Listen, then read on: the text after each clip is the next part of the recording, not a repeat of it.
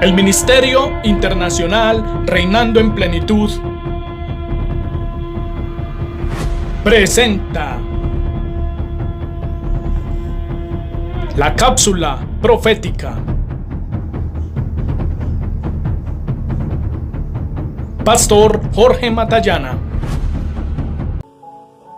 Amados hermanos, amada iglesia, reciban un afectuoso y cariñoso saludo de parte de nuestro ministerio en este precioso día que el Señor nos ha regalado. Hemos venido mirando un tema que es trascendental y que yo quiero que ustedes entiendan que es un tema de mucha responsabilidad. Además de ser un privilegio, el poderlo compartir con ustedes demanda también de mi parte una gran responsabilidad, porque estamos hablando del misterio de Cristo. Y eso presupone que tengo que ser muy cuidadoso con cada palabra, con cada interpretación bíblica. Así que yo quiero invitarles para que juntos hagamos una oración. Amado Rey de Gloria, soy lo suficientemente capaz de comprender el privilegio y la responsabilidad que tú me has encargado. Oro para que mis amados hermanos alrededor del mundo que están compartiendo nuestros videos, que los comentan, Señor, puedan ser ricamente bendecidos a través de este ministerio. Oro, mi Señor, para que alumbre los ojos de nuestro entendimiento y en este hermoso día nos permitas comprender lo que tú quieres decirnos, Espíritu Santo precioso, a través de la palabra. En el nombre de nuestro Señor Jesucristo te doy gracias. Amén. Amén. Y amén. El tema que quiero compartir con ustedes en continuación de lo anterior lo he llamado hoy el regreso de Cristo y lo que significa. Y por supuesto, todos son bienvenidos.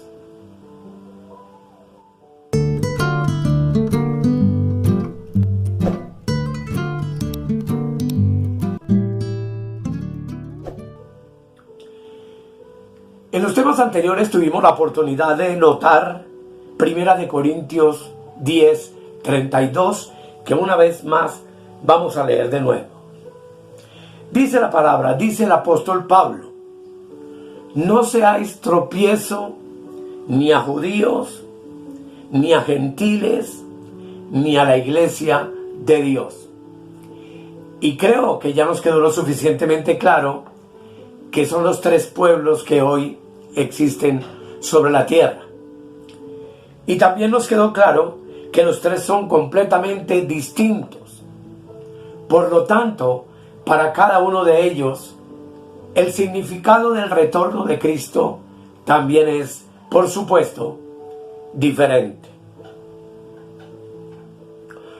Como ya vimos, la palabra habla de judíos, de gentiles y de la iglesia de Dios. Así que quiero referirme brevemente a lo que significa el retorno de Cristo para los judíos, es decir, para la nación de Israel.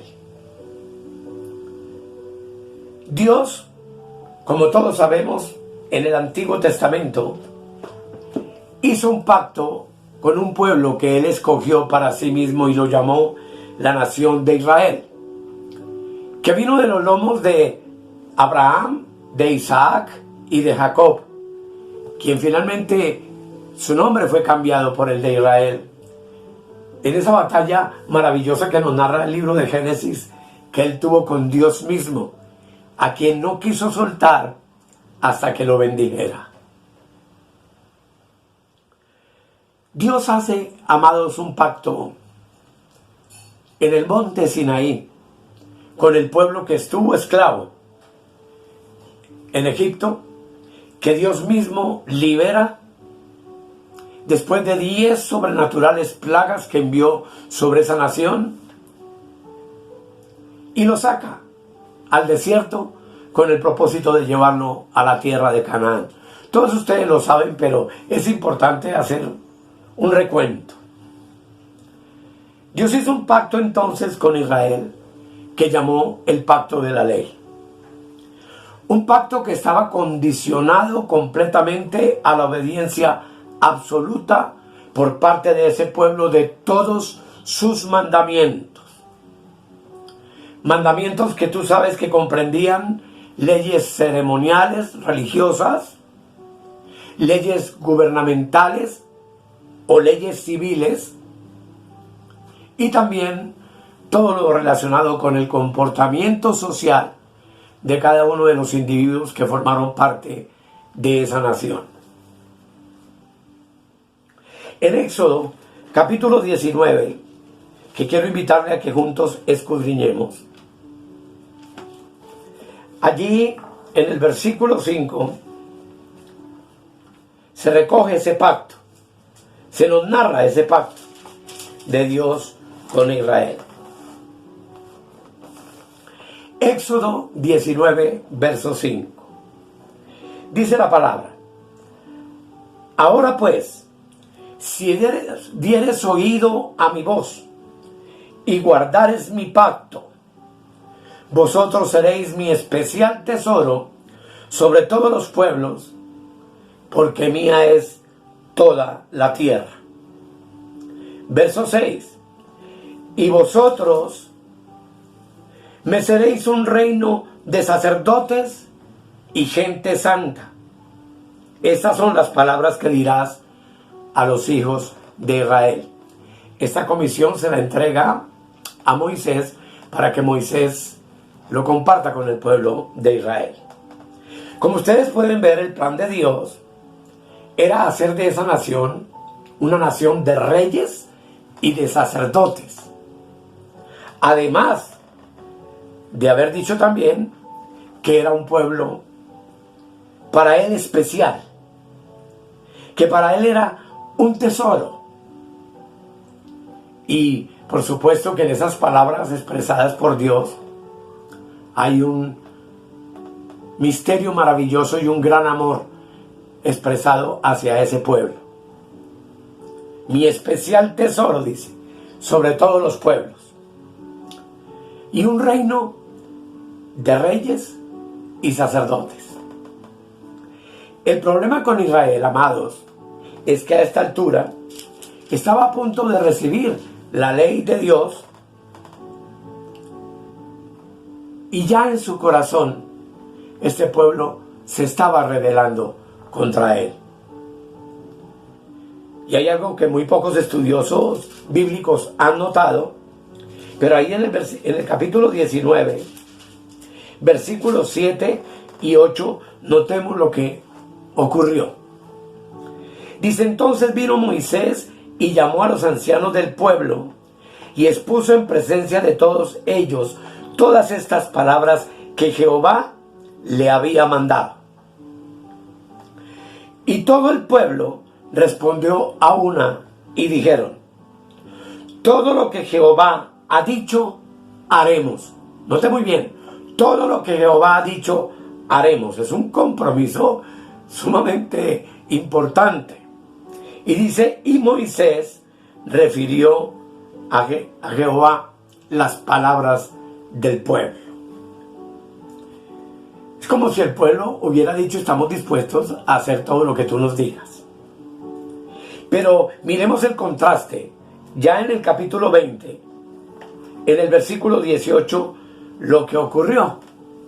Dice: todo el pueblo observaba el estruendo y los relámpagos, y el sonido de la bocina, y el monte que humeaba, y viéndolo el pueblo, temblaron y se pusieron de lejos. Y dijeron a Moisés: habla tú con nosotros, y nosotros oiremos. Pero no hable Dios con nosotros, para que no muramos.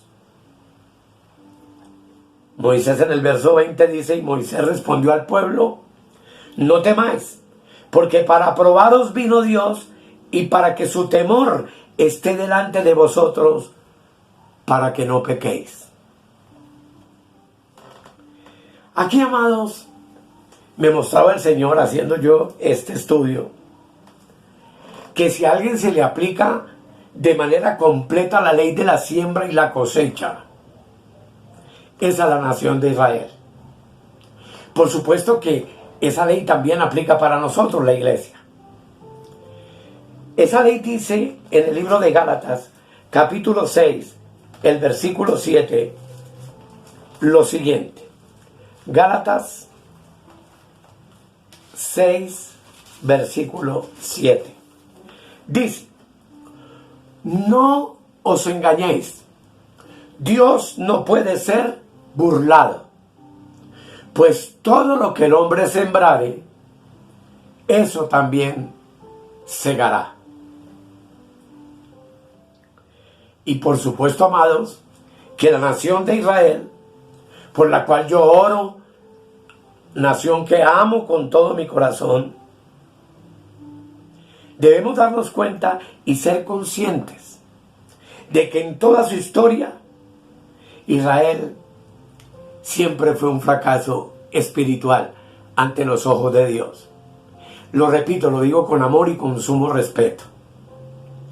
Basta con notar en la escritura que cuando Moisés subió al monte de Sinaí para recibir las tablas de piedra, en las cuales Dios mismo con su dedo estableció los 10 mandamientos, el pueblo en la base del monte, al ver que Moisés tardaba en bajar, pues la Biblia nos cuenta que duró 40 días y 40 noches en el monte, no resistieron y se entregaron con frenesí al pecado, a la iniquidad, y no contentos con eso, hicieron un becerro de oro, ante el cual se postraron y ante el cual adoraron, pues dijeron: Moisés está muerto, he aquí nuestro verdadero Dios.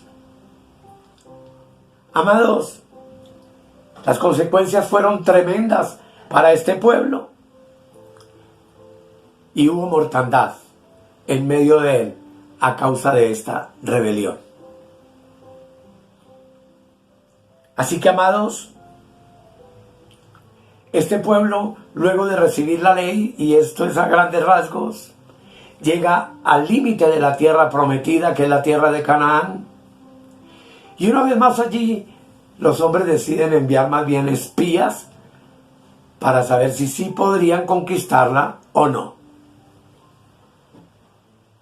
Y vemos cómo Josué y Caleb y los demás reconocieron la tierra y regresaron con muy buenas noticias.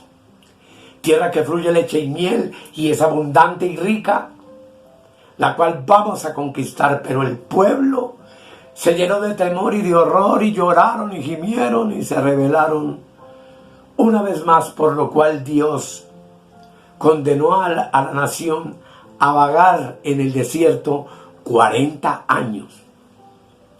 Esto con el propósito de que todos los adultos que salieron de Egipto no pudieran entrar y conocer la tierra, y por lo tanto fueron condenados a morir en el desierto. Pero la nación hebrea, amados, también creía y le fue dada la promesa de un libertador, de un Mesías, ya más adelante en su historia. Durante siglos los profetas de Israel habían predicho la venida del Mesías.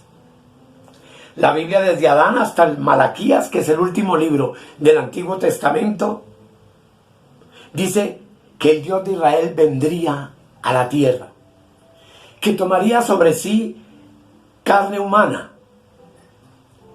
y que, por supuesto, lo haría para poder ser el Salvador y el Redentor de ese pueblo de Israel. La profecía de Isaías, por ejemplo, representa la idea de un Mesías y el sentir que existía en el pueblo de Israel a través de todos esos años era que Dios algún día iba a enviar ese Mesías. Dice la palabra de Dios en el libro de Isaías, capítulo 9, versículos 6 y 7, lo siguiente.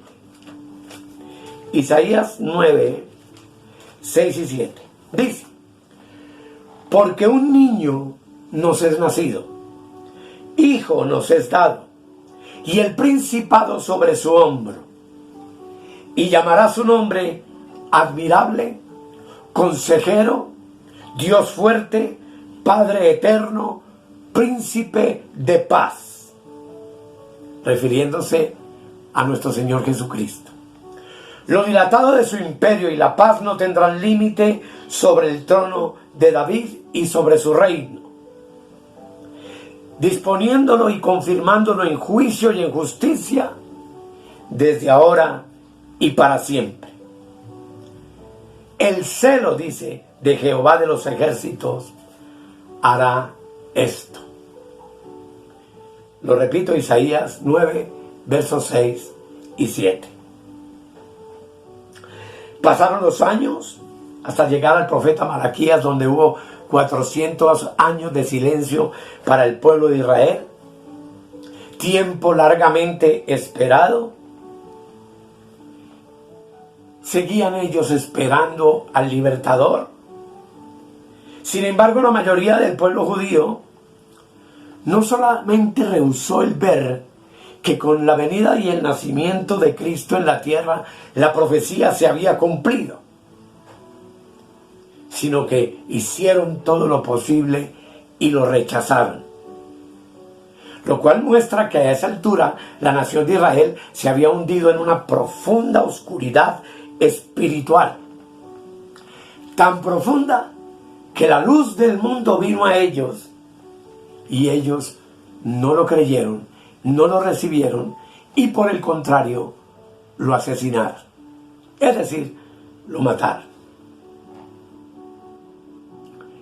De ahí sabemos que en el año 70 Israel es esparcido sobre todas las naciones de la tierra después de la destrucción de Jerusalén y del templo, hasta hoy, donde el pueblo de Israel sigue endurecido, sigue rechazando al verdadero Mesías y espera con ansias el regreso todavía de ese libertador prometido en el Antiguo Testamento. Y sabemos por la Escritura que van a ser engañados por el anticristo que está a punto de manifestarse en las naciones. Y esa manifestación y ese recibimiento del anticristo irá acompañado de los más tremendos juicios de Dios, no solo sobre la nación de Israel, sino sobre el resto de la tierra, que tú y yo conocemos como el periodo de la tribulación. Un periodo de 7 años, que es la semana 70 que falta en la profecía de Daniel. No hay tiempo de hablar ahora de eso. Pero que será tiempo de horror y de calamidad sobre la tierra. Los 3 primeros y medio años se llamarán principio de dolores y los últimos 3 y medio la gran tribulación. Al final de esta tribulación, Cristo viene en gloria, viene para la batalla de Armagedón y la destrucción de las naciones que se han levantado contra él en Jerusalén, y su manifestación y salvación al pueblo judío, que hasta hoy está endurecido y permanecerá endurecido durante los 7 años de la tribulación, salvo los 144,000 sellados que Dios escoge para predicar el evangelio eterno sobre la tierra, y los judíos a quienes Dios haya escogido y predestinado para ese instante desde antes de la fundación del mundo. Pero simultáneamente también este juicio será para las naciones de la tierra y significará al final de los 7 años la ascensión de Cristo al trono de las naciones, quien traerá orden, justicia y paz. Y como dice Zacarías, 14:9, lo siguiente, cumplirá esta profecía. Dice: y Jehová será rey sobre toda la tierra. En aquel día Jehová será uno y uno su nombre. Es un resumen corto de lo que será su venida para los judíos y para los gentiles. Pero vamos a comenzar entonces a analizar lo que la venida de Cristo significa para su iglesia, para ti y para mí. Y para la iglesia, amado, la venida de Cristo ha sido llamada siempre la esperanza bienaventurada del cielo, nuestra esperanza de gloria. Como dice en el Nuevo Testamento, Colosenses 1:27, que yo te invito para que juntos lo leamos. Colosenses 1, verso 27 dice: a quienes Dios quiso dar a conocer las riquezas de la gloria de este misterio entre los gentiles, que es Cristo en vosotros, la esperanza de gloria. Sabemos que el misterio es que Dios estableció un pueblo nuevo en la tierra, un hombre nuevo que se llama la iglesia, compuesta de judíos y de gentiles, que, como ya vimos en otros temas, nos convirtió en el cuerpo universal de nuestro Señor Jesucristo. Así, amados, entonces, como la iglesia que somos, no estamos anticipando la restauración de la tierra de Palestina, ni heredar la tierra de Palestina como los judíos. Tampoco anticipamos el gobierno de Cristo sobre la tierra, sino que la esperanza tuya y mía es estar preparados, vehementemente listos para nuestro glorioso arrebatamiento, cuando subamos para recibir a Jesús en el aire y con cuerpos transformados. De eso hablaremos muy profundamente después. Entraremos al primer gran evento celestial al que tú y yo estamos invitados, y es a las bodas del Cordero. Posteriormente a las bodas del Cordero, mientras en la tierra se desatan los 7 años de la tribulación, de ese tribunal saldrá la desposada, la esposa de Cristo.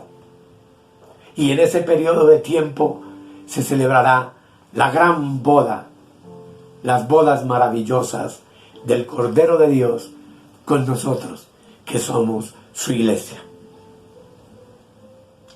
El apóstol Pablo, en Primera de Tesalonicenses, el capítulo 4, 15 al 18, dice lo siguiente. De esto hablaremos muy a fondo, pero dice: por lo cual os decimos esto en palabra del Señor, que nosotros que vivimos, es decir, los que hayamos quedado vivos hoy o mañana, que habremos quedado hasta la venida del Señor, no precederemos a los que durmieron. Todos los que han dormido, yo tengo a mi suegrita, muchos miembros de la congregación que han partido con el Señor y están durmiendo en sus tumbas. De allí serán despertados. Dice: porque el Señor mismo, con voz de mando, con voz de arcángel y con trompeta de Dios, descenderá del cielo, y los muertos en Cristo resucitarán primero. Luego nosotros, los que vivimos, los que hayamos quedado, seremos arrebatados juntamente con ellos en las nubes para recibir al Señor en el aire. Y así estaremos siempre con el Señor. Verso 18. Por tanto, alentaos los unos a los otros con estas palabras. Esto es algo extraordinario que merece la pena dedicarle tiempo para entenderlo. Por ahora quisiera como compartir con ustedes el significado para nosotros de la palabra rapto. Si para Israel significa el retorno de Cristo en gloria y el juicio de las naciones, para nosotros el regreso de Cristo significa nuestro rapto o arrebatamiento.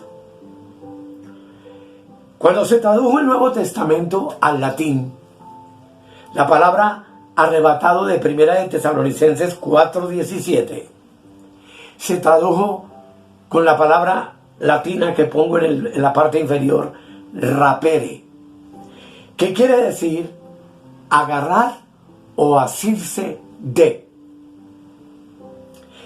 De esta palabra latina, amados, rapere, viene la palabra rapto que nosotros conocemos hoy en día.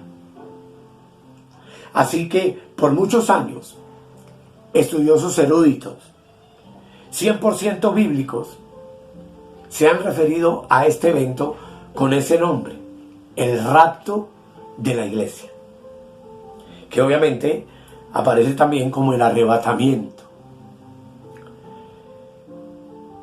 Existen diferentes teorías, y eso tenemos que tenerlo claro, respecto del arrebatamiento de la iglesia.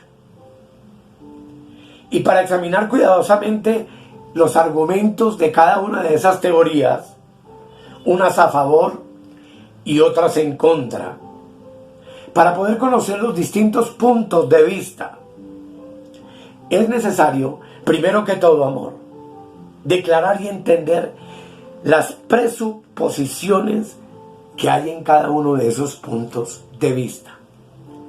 Esta parte es importante que la tengamos en cuenta. Con frecuencia, amados, las diferentes teorías acerca de estos temas las solucionan con presuposiciones, en lugar de hacer un cuidadoso, exegético estudio de las Sagradas Escrituras. Entonces todas esas presuposiciones, por supuesto que llevan a la confusión. Y la mayoría de las veces, frecuentemente, la teoría que sobrevive siempre es la falsa, es la errónea. Y que afirma, por supuesto, que la iglesia pasa por el periodo completo de la tribulación. De esto hablaremos profundamente, pero quiero concluir este estudio hablando del arrebatamiento o rapto, que es la palabra aplicada a la iglesia, pero visto en el Antiguo Testamento. Es obvio, mis amados, que usted no encontrará en el Antiguo Testamento ninguna referencia acerca de la iglesia. Y no aparece porque en ninguna parte fue profetizada. Todas las series de profecías del Antiguo Testamento se relacionan con la nación de Israel, y eso es importante que lo entendamos a la hora de escudriñar las Escrituras. Ellos solamente han estado esperando en toda su historia al Mesías prometido, a su Redentor, lo que implica que la iglesia aparece como en un valle profético, escondido. Justamente ese es el misterio revelado en las cartas paulinas en el Nuevo Testamento, de las cuales Pablo hace referencia como el misterio escondido en Dios, que de ambos pueblos, judíos y gentiles, hizo uno. Y ese uno, obviamente, somos nosotros, su iglesia. Pero el Antiguo Testamento menciona dos arrebatamientos, el de Elías y el de Enoc. Elías, mencionado en el Antiguo Testamento, nos dice que fue llevado al cielo. Veamos Segunda de Reyes, capítulo 2, versículo 1 y versículo 11. Dice: aconteció que cuando quiso Jehová alzar a Elías en un torbellino al cielo, Alifaz venía con Eliseo de Gilgal, Y el verso 11 dice: y aconteció que yendo ellos y hablando, he aquí un carro de fuego con caballos de fuego apartó a los dos, y Elías subió al cielo en un torbellino.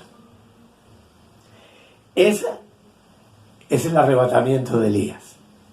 Pero también en el libro de Génesis 5:24 se nos dice: caminó pues Enoc con Dios y desapareció porque le llevó Dios. Y ese acontecimiento glorioso también aparece en el libro de los Hebreos, en el capítulo 11, el verso 5, donde la escritura dice: por la fe Enoc fue traspuesto para no ver muerte, y no fue hallado, porque lo traspuso Dios. Es decir, lo arrebató, es decir, lo raptó de la tierra. Y antes de que fuese traspuesto, tuvo testimonio de haber agradado a Dios. Como vemos, amados, después de estos casos de estas personas que fueron arrebatadas, la Biblia no menciona absolutamente nada más acerca de otro arrebatamiento en el Antiguo Testamento, y mucho menos que nos quede claro, habla de la iglesia y su arrebatamiento, porque esa no era una verdad revelada en el Antiguo Pacto. Esto implica entonces, mis amados, que vamos a preparar nuestro corazón para, a partir del próximo tema, comenzar a hacer un análisis profundo, bíblico, y establecer el contraste entre la segunda venida de Cristo por su iglesia y no combinarla con la venida de Cristo para Israel, pues ya entendimos que son dos pueblos diferentes. Y haremos eso, si el Señor en verdad lo permite, en nuestra próxima cápsula profética. Quiero de todo corazón agradecerle a los hermanos que han estado comentando nuestros estudios y que han estado viéndolos y oyéndolos, porque eso para nosotros es una gran bendición espiritual. Gracias por darle like, gracias por compartirlos con otros hermanos y amigos en sus iglesias, en sus congregaciones locales, y con la ayuda del Señor, amados, nos vamos a ver en el próximo tema. Les invito para que le demos gracias al Espíritu Santo por su palabra. Amado Espíritu de Dios, muchas gracias por esta riqueza maravillosa del misterio de Dios escondido en Cristo, que nos es revelada en el Nuevo Testamento a través de las cartas paulinas. Gracias, Señor, por el privilegio que nos das y la enorme responsabilidad que tenemos de compartir tu verdad con los santos. Lo que los santos necesitan escuchar es palabra viva, es palabra que alimente sus espíritus, es palabra que alumbre los ojos de su entendimiento. Este no es tiempo de entretener a los santos. Este no es tiempo de juergas y diversiones en medio de una iglesia que necesita estar lista y preparada para su glorioso arrebatamiento. Y te damos gracias, querido Espíritu Santo, por la oportunidad que tú nos brindas de ser esa iglesia. En el nombre precioso de Jesús. Amén y amén. Gracias por su atención, amados, y hasta el próximo tema bíblico. He aquí yo vengo pronto, y mi galardón conmigo, para recompensar a cada uno según sea su obra. Si necesitas oración o tienes alguna inquietud, contáctenos al 314-585-2864. Suscríbete en nuestro canal de YouTube o escríbenos al correo electrónico reinandoenplenitud@gmail.com. Bendiciones para todos.